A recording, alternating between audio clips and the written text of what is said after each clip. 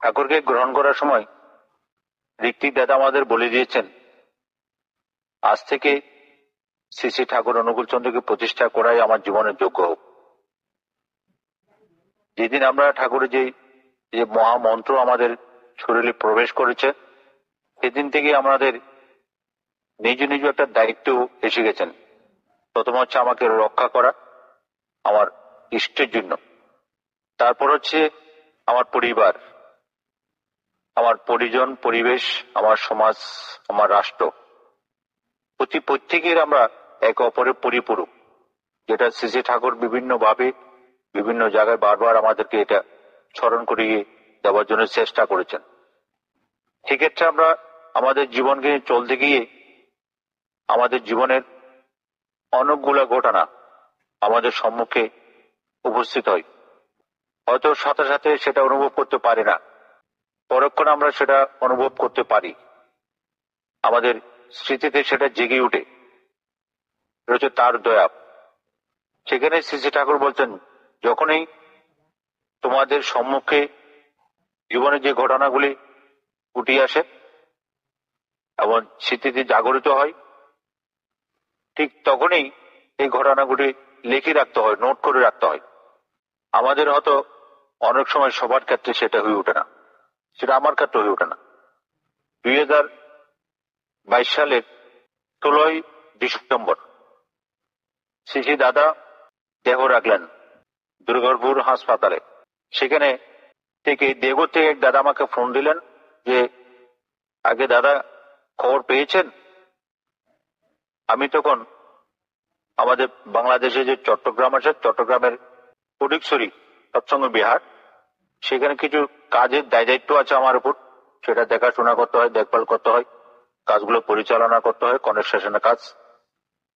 সেই সুবাদে আমাদের বাংলাদেশে 16ই ডিসেম্বর হচ্ছে জাতীয় দিবস, ওদিন সরকারি ছুটির দিন।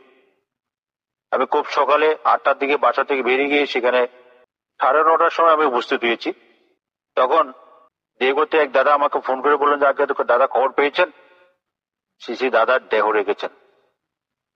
আমার ওই কথা শোনার সাথে সাথে আমার চোখ দিয়ে অজোরে জল পড়ছে। তখন এত জল পড়ছে চোখ দিয়ে, কিছুতেই আমার রুমাল টিস্যু দিয়ে এটা জল থামাতে পারছি না, কেমন জানি ভিতরটা ফেটে যাচ্ছে, এমন কান্না আসলো আমার।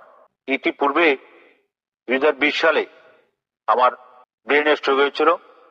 সেই ব্রেন স্ট্রোক হবার পর প্রায় 2 বছর আমার একটা ডান পাশের একটা চোখ বন্ধ ছিল।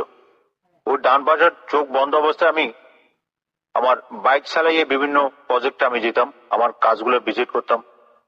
যখন একটু একটু সুস্থ হলাম, আমি একটু কথা বলতে পারছি, বুঝতে পারছি, তখন সেদিনই একই অবস্থা। সেই 16ই ডিসেম্বর আমার চট্টগ্রাম থেকে প্রায় 40 কিলোমিটার দূরে বাইক চালাই আমি সেই সৎসঙ্গ বিহারে পৌঁছেছি, কারণ আমার জন্য অনেকগুলো লোক কাজের দিক নির্দেশনার জন্য অপেক্ষা করছেন। আর 16ই ডিসেম্বর আমাদের রাষ্ট্রীয় ছুটির দিন হিসেবে রাস্তায় গাড়ি কম পাওয়া যায়, যার কারণে আমাকে বাইক নিয়ে যেতে হয়েছিল। সেখানে দেখা যাচ্ছে কি, ওই যে দাদার এই খবর শোনার পর আমার চোখ দিয়ে জল পড়তে পড়তে আমি এখানে একটা বেসিনে গিয়েই চোখে জল দিচ্ছি আর জল মুছছি। এক পর্যায়ে দেখি আমার চোখটা খুলে গেল এবং আমি যখন মিররে দেখছি লুকিং গ্লাস, সেখানে যখন দেখছি আমার চোখটা খুলে গেল, আমি বিশ্বাস করতে পারছি না কিভাবে আমার চোখ খুলে গেল। পরক্ষণ আমার মনে হলো শ্রী শ্রী দাদা হয়তো তার একটা চোখ আমাকে দান করে গেছেন, এমনটি আমার মনে হলো। সবাই অবাক হয়ে গেল। ওখানে খবর পাওয়ার সাথে সাথে এলাকার বহু মানুষ সেখানে দেখতে এসে গেল, কারণ ওখানে আমি আমার এই যে মাসে একবার দুবার করে যাওয়া হতো ওখানে, সে মন্দিরে অনেকেই সেটা জানে। ওখানকার লোকেরা আমাকে যথেষ্ট ভালোবাসেন এবং খুব কাছের বলে মনে করেন। তাই এলাকার মানুষ যখন খবর পড়ে গেল, সবাই অনেক মানুষ আমাকে দেখতে আসলো। এটা অবিশ্বাস্য একটা বিষয়। যাক, কেটেতে গেল 16 তারিখ। 26শে ডিসেম্বর শ্রী শ্রী দাদা ক্রিয়া অনুষ্ঠান দেওঘরে। আমার যাওয়ার জন্য খুব ইচ্ছা, কিন্তু যেতে পারলাম না। করোনার কারণে ইন্ডিয়ান এম্বাসি আমাদের বিষয় দিচ্ছেন না, এক দেশ থেকে আরেক দেশে যাওয়া যাচ্ছে না। ডিসেম্বর গেল, জানুয়ারি, ফেব্রুয়ারি, তাও যাওয়ার জন্য অনেক চেষ্টা করলাম, তাও বিষয় দেওয়া না, যাওয়া হচ্ছে না। তারপর আমি আমাদের এখান থেকে কিছু দাদাদের তাদের সাথে যোগাযোগ করলাম। সিজি দাদা যখন দেহ রেখেছেন, তিনি নতুন আচার্যদেব এসেছেন, আমাদের বর্তমান যে আচার্যদেব, এই সারা পৃথিবীর দৃশ্যমান যিনি, সারা পৃথিবীকে যিনি চিন্তা করছেন, ভাবছেন আমাদের কথা, তিনি আমাদের সম্মুখে সমাসীন হলেন। আমার চিন্তা হলো, যদি বাংলাদেশ থেকে যদি সিসি দাদার কাছে যদি একটা যদি আচার্যদেবের কাছে যে একটা কিছু যদি উপহার হিসেবে দেওয়া যায়, বা একটা অভিবাদন পত্র যদি দেওয়া যায়, সেটা আমার একটা চিন্তা। কারোর সাথে কোনো যোগাযোগ করি, কারোর সাথে সেই বিষয়গুলো জানতে পারছি না, কেউ আগ্রহ দেখাচ্ছে না। শেষ পর্যন্ত আমি চিন্তা করলাম, যদি আমরা যদি ভারতবর্ষের সরকারের কাছে যদি একটা যদি এরকম যদি একটা আবেদন যদি রাখতে পারি যে আচার্যদেব তিনি নতুন আচার্যদেব অভিষেক হয়েছেন, সেটাও হলো না। মনে খুব কষ্ট, কিছু বুঝতে পারছি না কি করব।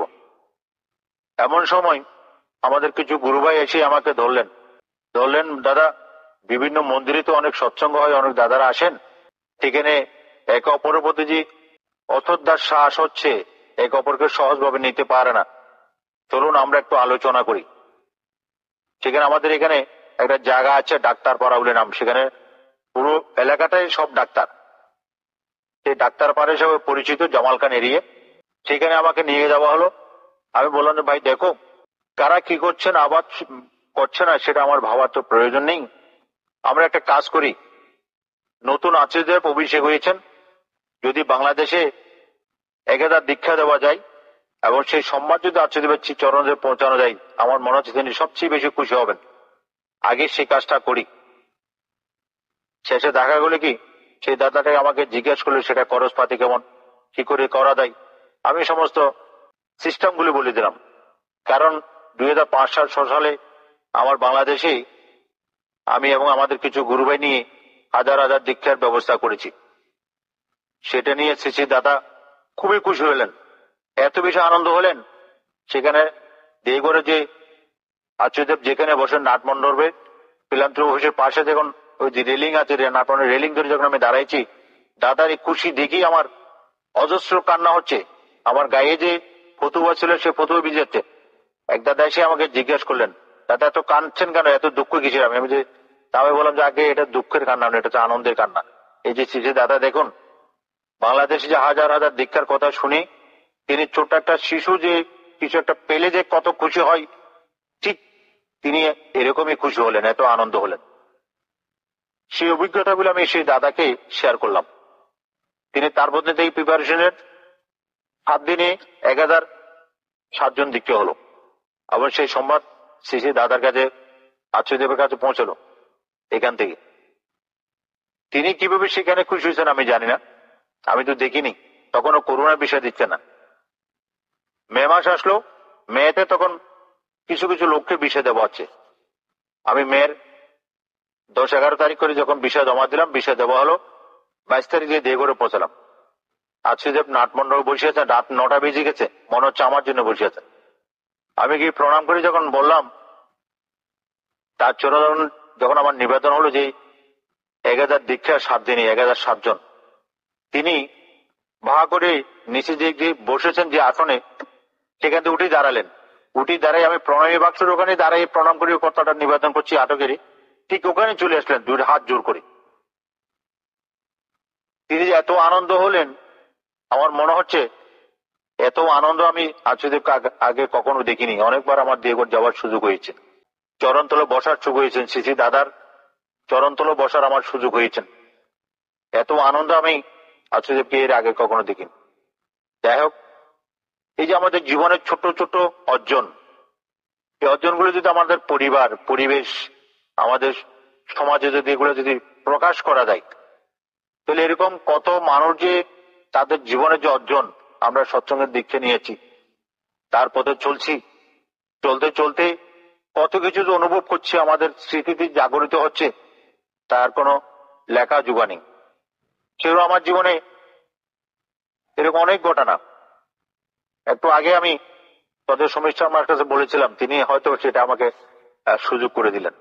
1990 সালে আমার দীক্ষা হয়। ঘটনাক্রমের দীক্ষাটা আমার পাপনাপন্থীদের, অর্থাৎ দেওঘরে যারা বিবেক বিতান আছে, বিবেক বন্ধনী সেটাকে তাদেরকে আমাদের এখানে পাপনাপন্থী বলা হয় বা বিকেন্দ্রিক বলা হয় বাংলাদেশে। সেই সূত্রে আমার দীক্ষাটা হয়। এই দীক্ষা হবার কিছুদিন পর কোনো কারণে একজন ব্রাহ্মণ ঋত্বিক দাদার সাথে আমার দীক্ষা হয়ে যায়, সাক্ষাৎ হয়। তার কাছে বলার পরে তিনি বললেন, ভাই আপনার দীক্ষাটা তো ঠিক করতে হয়। কেন ঠিক করতে হবে? আমি তো দীক্ষা নিয়েছি। তখন তিনি বললেন আমাকে, তুমি যখন রাত্রে বাসায় যাবে, ওখানে যখন বাসায় যখন ঘুমাতে যাবে, ঠাকুরকে প্রণাম করে জিজ্ঞেস করবে, ঠিক আমাকে এভাবে বলেছেন, ঠাকুরকে প্রণাম করে জিজ্ঞেস করবে যে আগে আমার দীক্ষাটা ঠিক হয়েছে কিনা, এরকম করে বলবে। ওরকম বলেছে, আমি চলে গেছি। এরকম 4-5 বার চলে গেল। একদিন গভীর রাত 2-2:30 হবে এরকম সময় আমি স্বপ্ন দেখছি, অনেকক্ষণ প্রায় আধা ঘন্টা করে স্বপ্ন দেখছি।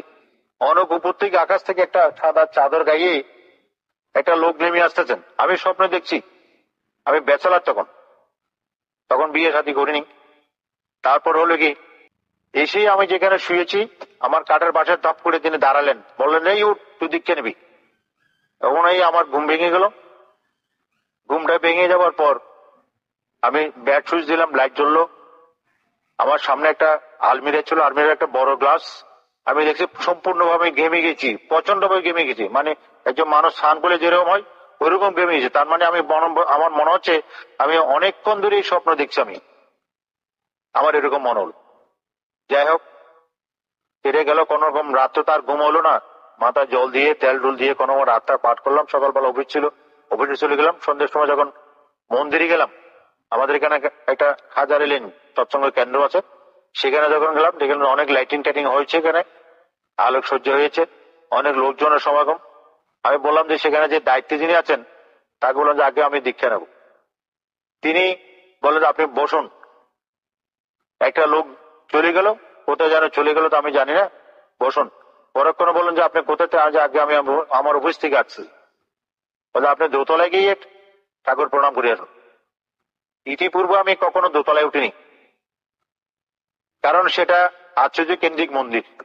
সেজন্য যখন আমি দোতলায় গেলাম, যে লোকটাকে আমি স্বপ্নে দেখলাম অনেকক্ষণ ধরে সিনে আকাশ থেকে নেমে আসতেছেন, সেই লোকটাকে ওখানে ওই যে প্রতিকৃতির মধ্যে আসনে যে তার প্রতিকৃতি বসানো হয়েছেন, শিশু বদার হাতে সামনে দুটো হাত দিয়ে গায়ে চাদর, এরকম একটা প্রতিক্রিয়া আছে, প্রতিকৃতির প্রেমের মধ্যে ওখানে আছে। আমি নিচে নেমে যে দায়িত্বে আছেন প্রদীপ দা, যিনি আমার ঋত্বিক, আমি তাকে বললাম যে আগে আমি যাকে স্বপ্ন দেখলাম উনি দেখছি এখানে। তিনি বললেন যে এটাই শিশু বদ্দা, ঠাকুরের বড় কোকা। আজ ওনাকে আমি এইভাবে স্বপ্ন দেখেছি। এই হচ্ছে আমাদের জীবনের এরকম বহু ঘটনা, বহু মানুষের জীবনে, বহু জায়গায় এই মানুষগুলি আমরা বিভিন্ন ভাবে ছড়িয়ে ছিটিয়ে আসি। যদি এই মানুষগুলিকে যদি এই যে শিউরি ঠাকুর বাড়ির নাম দেন যোগ্যতে এই যে মানুষগুলি যুক্ত হচ্ছে, আমরা প্রত্যেকটি মানুষ যদি একত্রিত হতে পারি, তাহলে অসম্ভবকে সম্ভব করা যায়, অসম্ভবকে সম্ভব করা যায়। এরকম আমার জীবনে ছোট ছোট অনেক ঘটনা। আরেকটি ঘটনা কি, আমি একটা রিক্সা করে যাচ্ছি, আমাদের দেশে এটা রিক্সা বলা হয়, 3 চাকা রিক্সা। রিক্সা করে যাচ্ছি, অপোজিট থেকে একটা দেখছি বিশাল এই যে লরি বা ট্রাক, অনেক বিরাট ট্রাক। এসেই দেখলাম যে আমার রিক্সাটার উপরে লরিটা উঠে গেল। আমি রিক্সাতে বসা ছিলাম, আমার সামনে ড্রাইভার ছিল, রিক্সার চালক যিনি। দেখলাম অনেকক্ষণ পর আমার সম্বিত ফিরে আসলো, দেখছি আমি একটা ফুটপাতের মধ্যে দাঁড়িয়ে আছি। আমি চিন্তা করছি আমার কারো রিক্সার ড্রাইভার ছিল, রিক্সা যিনি চালনা করে, রিক্সাটা দেখলাম ট্রাকের নিচে ঢুকে গেল, অনেক মানুষ ঘিরে ফেললো, আর রিক্সার চালক দেখছি অনেক দূরে দাঁড়িয়েছে। এরকম তিনি দয়া করি আমাদের কত জীবনে যে কতভাবে যে রক্ষা করেন, আমরা তা বোঝা খুব মুশকিল। আমরা এই কথাগুলো অনেককে আমরা বলতেও পারি না। এরকম বহু জীবনের বহু ঘটনা, আমার জীবনে এরকম বহু ঘটনা। নিশ্চয়ই আমরা যারা ঠাকুরের চরণ আশ্রিত হয়েছি, আমাদের প্রত্যেকটি মানুষের জীবনে এরকম অনেক বাধা তৈরি হয়।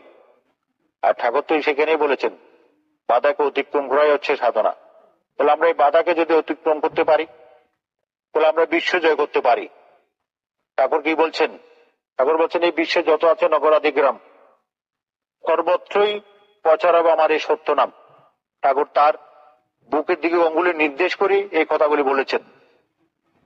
তাহলে দেখা যাচ্ছে কি ইতিপূর্বে যে আমাদের মানব সমাজকে রক্ষা করার জন্য যত মহাপুরুষের এসেছেন তারা সারা পৃথিবীকে একত্রিত করতে পারেননি। জেসাস ক্রাইস্টে দেখা যাচ্ছে আমরা এই পর্যন্ত খোঁজ নিয়ে পাচ্ছি মাত্র 113টা দেশে খ্রিস্ট ধর্ম পরিচালিত হয় বা মানুষ জানে। আর ঠাকুর বললেন এই বিশ্বে যত আছে নগরাদি গ্রাম কাকে বাদ দেননি। এই জিনিসগুলো আমাদের যদি একটু একটু যে চর্চা হয়, আলোচনা হয়, বুঝতে পারি, একে অপরকে যদি আমরা সহযোগিতা করি, একে অপরের সাথে যদি আমরা জানার চেষ্টা করি, প্রত্যেকটি মানুষের মধ্যে এবার ঠাকুর বলছেন সেখানে তোমরা প্রতিটি মানুষ সাচ্চা মাল। আমরা প্রতিটি মানুষ, তাহলে আমরা জানি না, আমরা ঠাকুরকে ধরি, আমরা অনেক দূর নিজেকে এগিয়ে নিতে চাই, অনেক দূর নিজেকে জানান দিতে চাই যে আমার ঠাকুর কেমন দেখো। আচ্ছুদেব বলছেন, তিনি কি বলছেন? আমাকে দেখে বুঝো আমার ঠাকুর কেমন। তাহলে আচ্ছুদেব যদি সেই কথা বলতে পারেন, তিনিও ঠাকুরের দিককে নিয়েছেন, আমিও ঠাকুরের দিককে নিয়েছি। আমরা আজকে বিশ্বে যে 3.5 কোটি 4 কোটি মানুষ যে দীক্ষিত হয়েছে বলছেন, আমরা সবার আমাদের গুরু শ্রী শ্রী ঠাকুর অনুকূলচন্দ্র। আর তিনি বলছেন, ঠাকুর বলছেন, আমি তোমাদের জন্য একটা জীবন্ত আত্মাকে বন্দী করে রাখলাম। আমাদের জন্য একটা জীবন্ত আত্মাকে বন্দী করে রাখলেন শ্রী শ্রী ঠাকুর বলছেন। তাহলে সেই জীবন্ত আত্মা হচ্ছে কি? সেই জীবন্ত আত্মাটা হচ্ছে স্বয়ং আচ্ছুদেব। তাকে অনুসরণ করা, তাকে জানা, তাকে নিজের আয়ত্তের মধ্যে আনা। তাহলে আমি যত বেশি আচ্ছুদের সঙ্গ করতে পারি, আচ্ছুদেবের ইচ্ছা পূরণ করতে পারি, তত বেশি আমার ভিতরে যে নেগেটিভ যে জিনিসগুলি আছে এই জিনিসগুলি পজিটিভে পরিণত হয়। এগুলোতে বাদ দেওয়া যাবে না, এগুলো পজিটিভ পরিণত হয়ে তখন আমরা অনেক দূরে এগিয়ে যেতে পারি। তাহলে হচ্ছে কি, আমরা নিজেকে জানতে চাই, আমি কেমন ছিলাম, কোথায় ছিলাম, কিভাবে আমরা এই মানুষের সাথে সম্পর্ক তৈরি হচ্ছে। এটা জানতে জানতে আমার খুব ছোটবেলা বাবা মারা গেছেন। আমার তখন 2 বছর বয়স। আমার বাবার ঘরে আমি একমাত্র ছেলে। আমি ঠাকুরকে কাছে এসেই ঠাকুরকে কিভাবে প্রণাম করতে হয় সেটা শ্রী শ্রী বদ্দা জানিয়ে দিয়েছেন। শ্রী শ্রী বদ্দার জীবনের পর থেকে সেটা আমি জানতে পেরেছি। বাবা মাকে কিভাবে প্রণাম করতে হয় শ্রী শ্রী বদ্দার জীবনে পড়ে আমি সেটা শিখেছি। এই যে আমি একদিন একটা আলোচনা পত্রিকা দিয়ে করে যে মাসিক আলোচনা পত্রিকা বেরোয়, একটা আলোচনা পত্রিকা আমার অফিস থেকে গেছি, আমি আমার কাঠের উপর শুয়ে শুয়ে আলোচনা দেখছি। দেখতে দেখতে দেখলাম যে এক দাদা দিয়ে করে গিয়েছেন। তাকে প্রণাম করতেই শ্রী শ্রী বদ্দা বলেন, এই পিতৃবিধি করেছিস? তিনি বুঝতে পারেননি সেখানে নন্দদুলাল্লাহ ছিলেন। তখন নন্দদুলাল্লাহ বলছে, আগে আপনাকে বলছেন যাকে পিতৃবিধি করেছিস, আগে না, যাই পিতৃবিধি ঘুরিয়ে। আর পিতৃবিধি করতে গেলেন ঠাকুর করে, মন্ত্র কি তা জানেন না, আবার ফিরে আসলেন, বলে দিলেন মন্ত্র, পিতৃবিধির মন্ত্র কি হবে। আবার বললেন যে মাতৃবিধি করছিস, আগে না, তিনি গেলেন ঠাকুর করে, মাতৃবিধি মন্ত্র কি হবে, আবার ফিরে আসলেন, শেষে বর্তমান মাতৃবিধি মন্ত্র বললেন। এবারে কি করবে, এই পৃথিবীতে মাতৃবীরকে দেবগড় শ্রীমন্দিরে অর্ঘ জমা হবে। যে মুহূর্তে যেদিন আমি সেটা জেনেছি, সে সন্ধ্যার পরে, সন্ধ্যা 7:30 8টা হবে এরকম, তখনই বসে আমি, আমার 2 চোখ দিয়ে প্রচুর জল পড়ছে। আমার বাবা মার প্রতি শ্রী শ্রী বদ্দা যে এত দরদ, তার এত ভালোবাসা। বাবা মা তো আমার, আর আমার বাবা মার জন্য পিতৃভীতি মাতৃভীতি। তখন তো আমার বাবা ছিল না, মা ছিল। ওই সময় বসেই আমি ওই পিতৃভীতি মাতৃভীতি শুরু করলাম। তাহলে এই যে পিতা শ্রদ্ধা মাইয়া টান, সে ছিল হয় সমর্পণ। শ্রী শ্রী ঠাকুর আমাদেরকে সেটা শিখালেন, সেটা বুঝালেন কিভাবে পিতার প্রতি আমাদের শ্রদ্ধান্বিত ভাব তৈরি হয়। পিতা পুত্রের মধ্যে অভিন্ন সত্তা শ্রী শ্রী ঠাকুর আর শ্রী শ্রী বদ্দা। এবং আমরাও সেম, আমরা যারা সৎসঙ্গে ঠাকুরের যে দীক্ষা গ্রহণ করেছি আমাদের মধ্যেও সেম। আমরা একইভাবে আমাদের সন্তানকে যদি সেভাবে আমরা ভালোবাসি, তাহলে দেখা যায় আমাদের সন্তানগুলি মাতা পিতার প্রতি তাদের শ্রদ্ধা ভক্তি গজায়। এটাই যে সৎসঙ্গের সার্থকতা, এখানেই আমাদের জীবনের সার্থকতা। আমরা প্রত্যেকটি পরিবার যদি সেভাবে হয়ে উঠতে পারি, তাহলে দেখা যাচ্ছে কি আচার্যদেব খুব খুশি হন। মাঝে মাঝে আমি যখন দেওঘর যাই, আমার যখন আচার্যদেবের পাশে যখন বসার চেষ্টা করি বা কাছাকাছি যখন থাকি, তিনি মাঝে মাঝে দেখা যায় আনমনা হয়ে যান। মনে হচ্ছে পৃথিবীর কোনো একটা জায়গায় কোনো একটা ঘটনা ঘটছেন, সেখান থেকে তিনি ছুটে গিয়েছেন। সেখানে আমার অনুভূতি, এই যে অনুভূতিগুলো একটু একটু যে ক্ষুদ্র ক্ষুদ্র যে অনুভূতিগুলো যদি আমরা যদি একটু চিন্তা করি আমাদের এই যে বৃত্তি প্রবৃত্তি আছে, সেটাকে আমরা জয় করতে পারি। এটা তো বাদ দেওয়া যাবে না, বাদ দিতে বলেননি ঠাকুর। এটা যদি আমরা জয় করতে পারি, তাহলে আমাদের এই মানব জন্ম সার্থক। আমি পরম দয়ালের শ্রীচরণে আমাদের প্রত্যেকটি মানুষ দীক্ষিত অদীক্ষিত সবার জ্ঞানের দরজা খুলে যাক, আমার এই প্রার্থনা রেখে আমার আলোচনা এখানে রাখলাম। জয় গুরু।